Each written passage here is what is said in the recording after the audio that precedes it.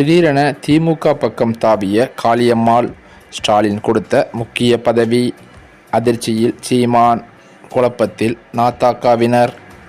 நாம் தமிழர் கட்சியில் இருந்து கடந்த சில மாதங்களாக நிர்வாகிகள் பலரும் விலகி வந்த நிலையில் அக்கட்சியின் முக்கிய பேச்சாளரான காளியம்மாள் கடந்த சில நாட்களுக்கு முன்பு விலகியுள்ளார்.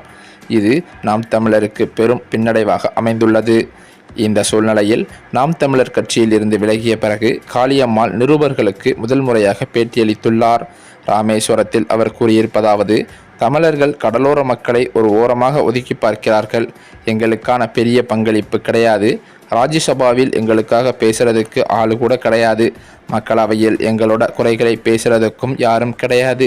ஒரு சட்டத்தை திருத்துறாங்கனோ, அதாவது கடலோர முறைப்படுத்துதல் சட்டம், நீர் கொள்கை, மீன்பிடி கொள்கையா இருக்கட்டும், யாரை கேட்டு அந்த கொள்கையை உருவாக்கி இருக்கீங்க? தேசிய மீன்வளக் கொள்கையை உருவாக்கி இருக்கிறது மத்திய அரசு. அதற்கு யாருடன் விவாதிக்கப்பட்டது? எந்த மக்களுடன் கருத்து கேட்பு கூட்டம் நடந்தது என்று பல்வேறு கேள்விகளை அவர் எழுப்பினார். மேலும் தமிழ்நாடு மீன்பிடி ஒழுங்குமுறை சட்டம் திருத்தம் செய்கிறாங்க, அது யாரை கேட்டு திருத்துனீங்க? மீன்பிடிக்க போகிறது நாங்கள். கேரளாவில் இருக்கிற மீனவர்கள் கடலுக்கு பட்டா கேட்குறாங்க. எங்களுக்கே பட்டா இல்லாமல் நாங்கள் தவிக்கிறோம். ஆனால் நாங்கள் மாற்றாந்தாய் பிள்ளைகளாக கூட நடத்தப்படவில்லை. எதிரிகள் போல நடத்தப்படுகிறோம். எங்களுக்கான எந்த உரிமையும் இல்லை, சலுகை கூட கிடையாது. மீன்வளத்துறை அமைச்சர்னு ஒரு பதவி வேற இருக்குது, அதுவும் எங்களுக்கு இல்லை. எங்களோட பிரச்சனையை யார் எப்போது பேசப் போகிறார்கள் என்று எங்களுக்கு தெரியாமல் தான் நாங்கள் தவித்து வருகிறோம் என்று அவர் பேசியது தற்போது பெரும் சர்ச்சையாக மாறியுள்ளது. அது மட்டுமல்லாமல், ஒரு தாயை இழந்த பிள்ளையைப் போல நாங்கள் இருக்கிறோம், இதுதான் யதார்த்தமான உண்மை என்று அவர் கூறினார். மேலும் அது மட்டுமல்லாமல், எங்களோட கச்சத்தீவை கொடுத்துவிட்டு எங்களோட நிலத்திற்கு நாங்கள் போகும்போது நீங்கள் அத்துமீறி வருகிறீர்கள் என்கிறார்கள். இந்த எல்லை கோட்டை யார் போட்டீங்க? இந்திய இலங்கை அரசும் போடுவீங்களா?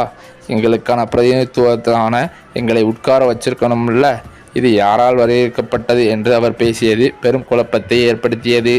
இந்த சூழ்நிலையில்தான் கடந்த சில தினங்களுக்கு முன்பாக நாம் தமிழர் கட்சியிலிருந்து விலகிய காளியம்மாள் தாவேக்காவில் இணைய உள்ளதாக ஒரு தகவல்கள் வெளியானது. அவர் தாவேக்கா 2ஆம் ஆண்டு தொடக்க விழாவில் பங்கேற்க உள்ளதாகவும் கூறப்பட்ட நிலையில் தற்போதோ அவர் திமுகவில் இணைய இருப்பதாகவும் அவருக்கு ராஜ்யசபா எம்பி பதவி வழங்க முடிவு செய்திருப்பதாகவும் தகவல்கள் வெளியாகி வருகின்றன. இந்த தகவலானது பேரதிர்ச்சியை சீமானுக்கு ஏற்படுத்தியது மட்டுமல்லாமல் பெரும் அதிர்ச்சியில் இருந்து வருகிறார்.